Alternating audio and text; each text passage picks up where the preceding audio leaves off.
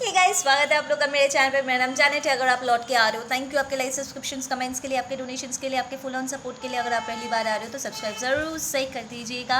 Okay, मैं एक बार फिर नाक सीरीज़ को बढ़ा रही हूँ, ठीक है। एंड इसमें और वीडियोज़ और इन्फॉर्मेशंस डाल रही हूँ क्योंकि इसकी आपको बहुत ज़रूरत है।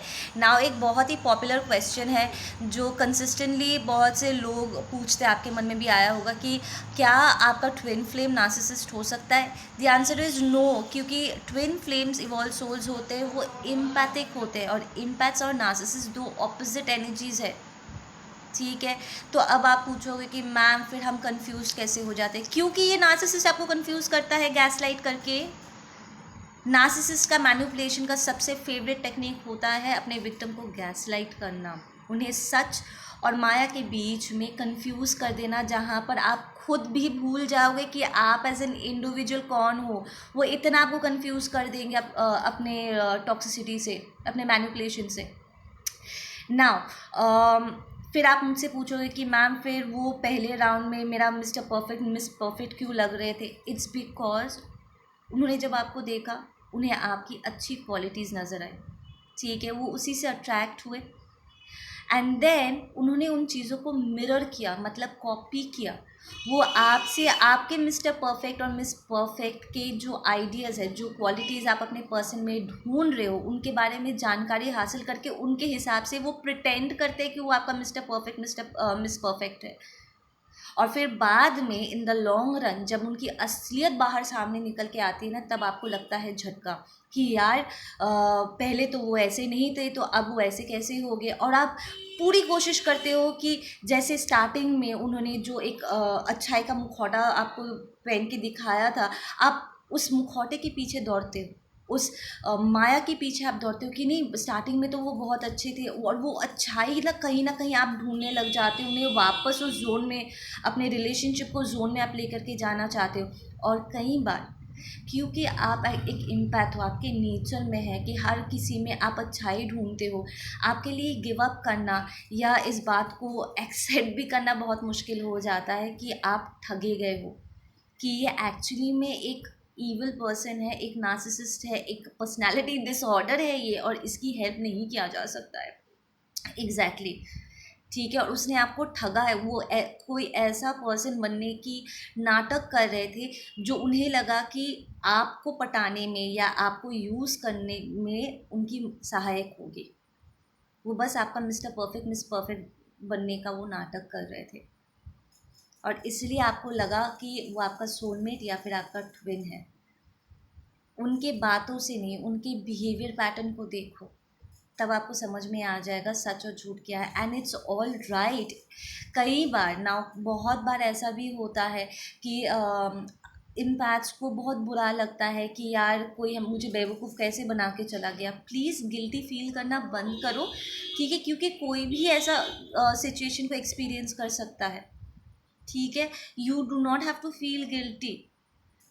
अगर कोई आपके साथ आपके भरोसे को तोड़ता है, इसमें आपकी कोई गलती नहीं है। आपने वही किया जो एक नॉर्मल इंसान करता है, भरोसा करना, जो कि जेन्युइन है। अगर सामने वाला आपके भरोसे को बनाए नहीं रख पाया, अगर उसने आपके भरोसे के साथ खिलवाड़ किया, तो गलत उसने किया, और उसकी गलती के लिए आप अपने आप को सज़ा मत दो, ठीक है। फॉल्स ट्विन ऑलमोस्ट हर ट्विन फ्लेम कपल कभी ना कभी एक्सपीरियंस करता है, क्योंकि ये नार्सिसिस्ट, ये जो टॉक्सिक एनर्जीज़ होते हैं, वो जानबूझ के हमारे एनर्जीज़ के लिए, एनर्जीज़ को पाने के लिए वो हमारे मिस्टर परफेक्ट मिस परफेक्ट बनने का नाटक करते हैं। उन्हें पता है कि हम प्यार ढूंढ रहे, अपने मिस्टर राइट या मिस परफेक्ट, अपने ट्विन फ्लेम, अपने सोलमेट को हम ढूंढ रहे होते, और इसलिए वो हमसे इतना जानकारी हासिल करके वो हमारे मिस्टर परफेक्ट या मिस परफेक्ट बनने का नाटक करते हैं। And it's all right, it's all right. ये आपके एक्सपीरियंस का एक हिस्सा बन गया, ठीक है। और अब जब आपको रियलाइज़ हो रहा है कि नहीं ये एक नार्सिसिस्ट था, एक फॉल्स ट्विन था, ये एक फॉल्स सोलमेट था, तो जल्दी से वहाँ से निकलो और अपने रियल पर्सन के लिए रास्ता बनाओ, अपने आप को हील करो, और इस बात को जानो ये नार्सिसिस्ट शायद आप कंसिस्टेंटली आपको यही फील कराया होगा कि उससे बेहतर आपको मिल नहीं सकता, आप कुछ भी अमेजिंग डिज़र्व नहीं करते, उनके बिना आप कुछ भी नहीं हो। But you really need to understand सारी बातें एक्चुअली उल्टी है। आप उनके बिना ही बेहतर हो, आपकी भीतर ही अमेजिंग क्वालिटीज़ है जिसकी वजह से वो पहले राउंड में आपके पीछे आए थे। आपके पास कुछ स्पिरिचुअल गिफ्ट्स, कुछ तो अमेजिंग है जो उन्हें अपने लिए चाहिए था, और इसलिए तो वो आपके पीछे आए थे। बेफालतू का तो वो आपके पीछे नहीं आए थे। एंड दैट कि आपको प्यार से बनाया गया है, ईश्वर ने अपने प्यार से आपको बनाया है, एंड यू आर लव। तो आप जब लव हो तो आप बेस्ट डिज़र्व करते हो।